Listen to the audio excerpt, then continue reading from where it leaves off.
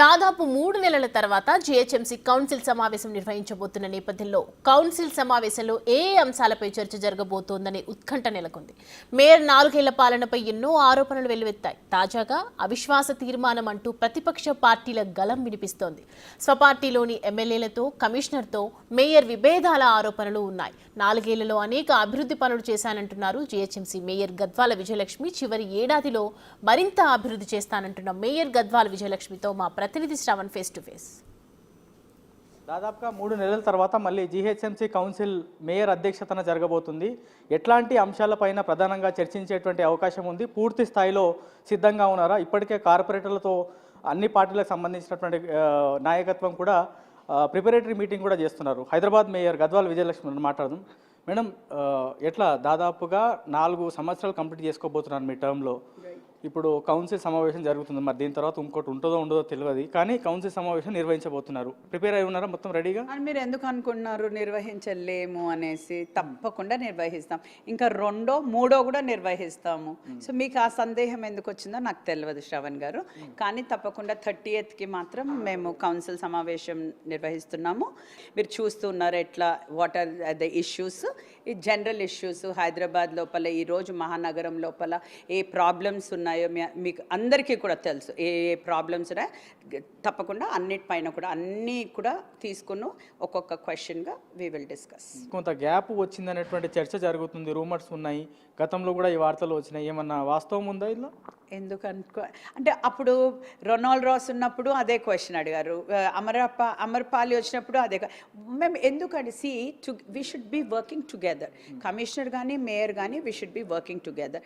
ఎప్పుడు కూడా ఏమైనా ఉంటే వీ విల్ డిస్కస్. కానీ అట్లా గ్యాపులు ఇవి అని ఉండవండి ఎక్కడ కూడా.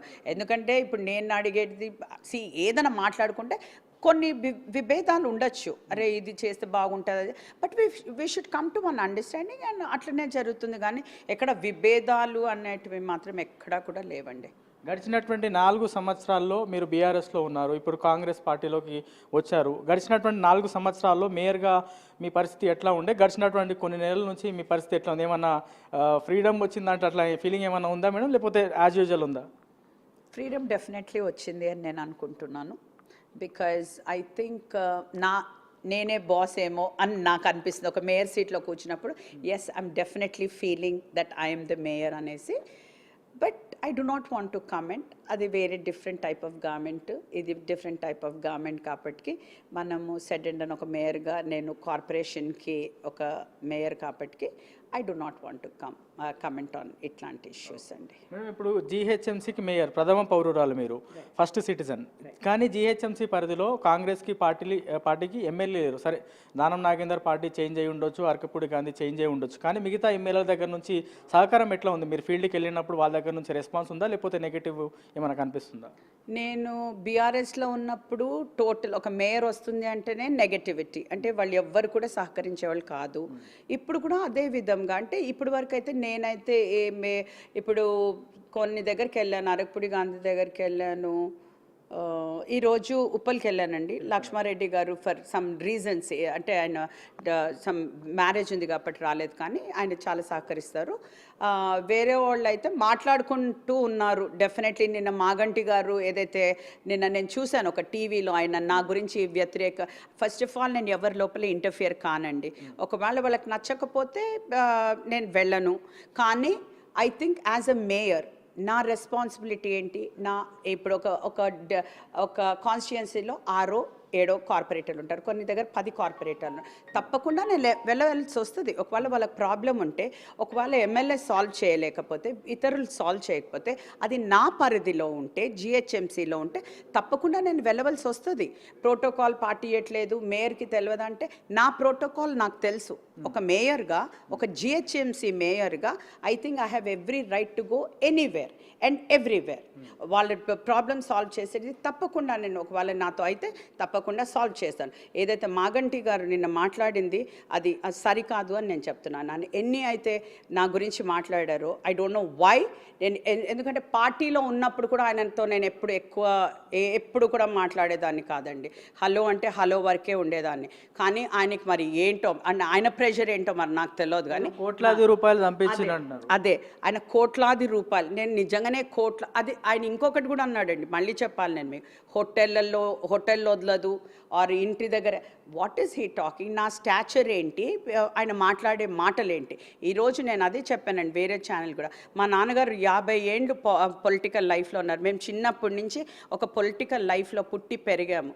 అయితే ఆయన అది కాకుండా నేను బయట నుంచి వచ్చాను. నాకు ఇట్లాంటి ఆలోచనలు అవి ఎప్పుడు కూడా రాలేదు అండ్ అవి రావు కూడా.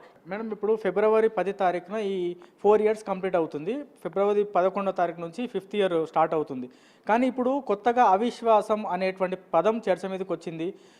ఈ మేయర్ పైన అవిశ్వాసం పెట్టబోతున్నాం అనేటువంటి వార్తలు వస్తున్నాయి. ఎందుకు అంటే అందరినీ పోతున్నామని మీరు భావిస్తున్నారు. అయినప్పటికీ కూడా బీఆర్ఎస్ కానీ బీజేపీ కానీ అవిశ్వాసం అనేటువంటి పదం తెర మీదకి తెస్తుంది. ఏమన్నా భయం అవుతుందా, లేకపోతే నార్మల్గానే ఉంటుంది అనుకుంటున్నారా? ఎవరికి భయం అవుతుంది? నాకెందుకు భయం అవుతుందండి? ఒకవేళ అవిశ్వాసం నెగ్గితే ఎవరు నెగ్గుతారు? అంటే నెగ్గాలంటే ఎవరైనా జిహెచ్ఎంసి యాక్ట్ బుక్ చదివారా? ఫస్ట్ ఆఫ్ ఆల్ 2/3 మెజారిటీ ఎవరికన్నా ఉందా? ఆర్ ఇద్దరిని కలిసినా 2/3 మెజారిటీ వస్తుందా? 3 parties కలిపితే 2/3 మెజారిటీ. నేను సింపుల్ ఇది చెప్తాను.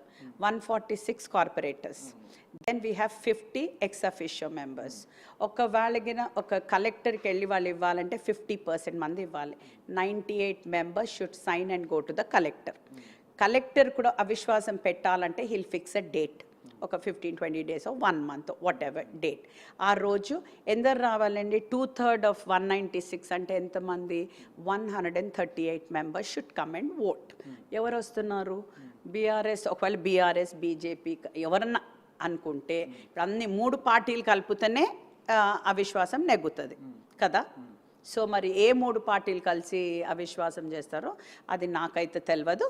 గద్వాల్ విజయలక్ష్మి మేయర్గా బాధ్యతలు చేపట్టి ఈ 4 సంవత్సరాలు చేయాల్సినటువంటి యాక్టివిటీస్ దాదాపుగా చేశాను. రాబోయే రోజుల్లో మరింత హైదరాబాద్ని డెవలప్ చేసే విధంగా ముందుకు వెళ్తామని చెప్పారు. అందరు కార్పొరేటర్లతో కలుపుకొని ముందుకు వెళ్ళే ప్రయత్నం చేసిన గడిచినటువంటి 10 ఏళ్లలో రాని నిధులు ఈ ఒక్క ఏడాదిలో వచ్చాయి. రాబోయే కౌన్సిల్ సమావేశంలో ప్రజల సమస్యలపైన పూర్తి స్థాయిలో చర్చ పెడతాను, కార్పొరేటర్లందరూ కూడా సహకరించాలని హైదరాబాద్ మేయర్ చెప్తున్నారు. ఇది ఓవరాల్గా కౌన్సిల్ సమావేశంకి సంబంధించి దాదాపుగా 4 ఏళ్ల పాలనపై హైదరాబాద్ మేయర్ చెప్తున్నటువంటి మాట.